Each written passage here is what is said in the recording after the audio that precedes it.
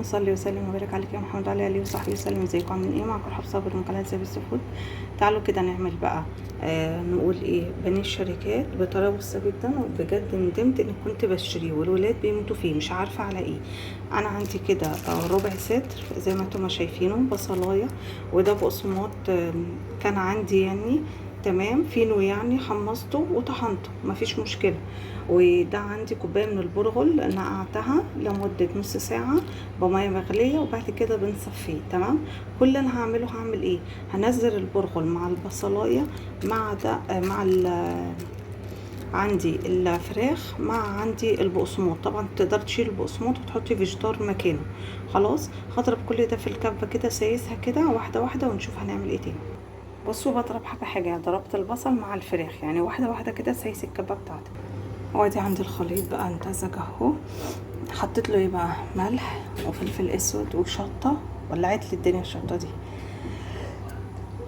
عفوا، وبابريكا، وعندي كاري، وعندي رشه بس من الكركم وتوم باودر. واهم حاجه عندي معلقه كبيره من بهارات الفراخ، او بنقول عليها بهارات او مرقه، اي حاجه عندك، عشان دي اللي بتدي طعم. تمام. هلم بقى الكلام ده كله. بصوا بقى، ما شاء الله، انا عملت كميه. بتبلي ايدك شويه ميه يا اما عادي هي ماسكه نفسها. بنعمل ايه بقى، باخد شويه من العجينه كده، بس لازم اسمعها ما بين ايديا. عايزه اقولك ان ريحتها روعه. بصوا ما شاء الله، اللهم بارك. ده لسه انا ما عملتش، بس انا متختخاها يعني. حاولي ان انت ترفعيها يعني. ماشي. عايزه اقولك ان البرغل ولا هيبان، والطعم هيبقى تحفه. تمام. وابدأي بقى بططيها، بس انا طبعا بشتغل بايدي الاتنين بس عشان ماسكه الايه، الكاميرا. تمام. هنبدأ ان احنا نبططها كده، ولا هيجرالها اي حاجة. لميها وظبطيها واسحبيها من تحت زي ما انا عاملاهم بالطريقة دي. تمام. اهو بصوا، نلمها واسحبيها من تحت بحيث تاخد شكل بتاعت الشركات بتاعت بره. هخلص كل الكميه وارجع لكم. ما شاء الله، اللهم بارك، عمل معايا كميه حلوه. ولو الكبه بتاعتك كمان نوعها احسن من كده هتطحنها لك احسن من كده. بس عايزه اقول لكم ريحتها روعه روعه يا جماعه. الله، ريحتها خطيره. بسبب ايه؟ بسبب البهارات اللي هي بتاعت الفراخ دي، او البهارات المرقه، بتدي نتيجه روعه. بصوا زي ما هو كده، خلي بالكم انا لا سبته يتفرز ولا اي حاجه، هو ما شاء الله ماسك نفسه. حطيته في ميه ساقعه، وهرجع بقى، دي ميه ساقعه يا جماعه، وهرجع بقى ايه، اغطي عليه كده. تمام. ده يا جماعه بجيبه من عند العطار، ليله بقسماط كنتاكي او خلطه كنتاكي، اي حاجه يعني. وبديله بالضربه كده في الكبه. انا جايبه حوالي ب10 جنيه. تمام. عشان اعمل المقدار كله. لقيتيها ما خدتش قوي، هي خدت طبعا، بس حبت انك تعمليها مرتين. تمام. حطي كده، بس خلي بقى ايد للميه تبليها، وخلي ايد هي اللي بتستخدمي فيها البقسماط عشان ما يتبلش منك. تمام. وبصوا بقى الجمال، وبتنطري بقى الزياده. بذمتك بتختلف عن بتاعه بره؟ لا طبعا، بالعكس احلى. وانت عارفه انت حاطه فيها ايه. عايزه اقول لك البرغل روعه، بيديكم غذائيه حلوه جدا، وهوريكم الكميه في الاخر عامله ازاي.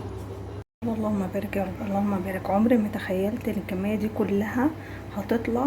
زي ما قلت لكم حوالي 300 جرام. مش فاكره، انا قلت لكم هو الصدر تقريبا اخدت منه جزء من صدر الفرخه. يعني انا بخلي الفرخه، باخد منها البانيه ده، خدت منه جزء كمان من الفرخه، والفرخه ما كانتش كبيره.